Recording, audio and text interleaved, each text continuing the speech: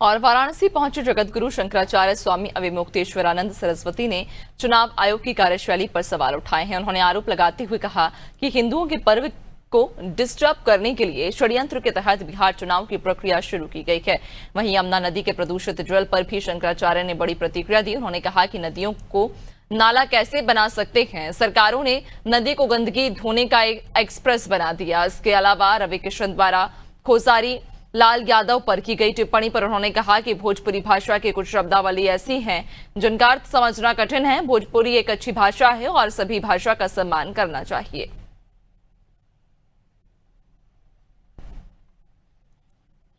सबसे बड़ी बात तो यह है कि ये जो चुनाव कराया जा रहा है, आप बताओ, इसी बीच में गोवत्स द्वादशी आई, इसी बीच में नरक चतुर्दशी आई, इसी बीच में दिवाली आई, इसी बीच में भाई दूज आई, इसी बीच में छठ आ रही है, इसी में गोपाष्टमी आएगी।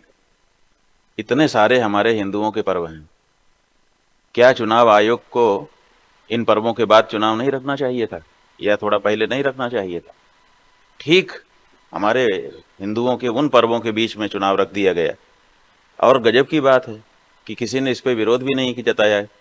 आप बताइए, अगर किसी मुसलमान का पर्व होता तो मुस्लिम उसको स्वीकार करते?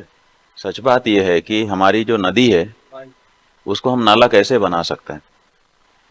अभी क्या हुआ है कि नदियों को नाला बना दिया गया है और इस बारे में सरकारें जवाबदेह नहीं बन रही हैं।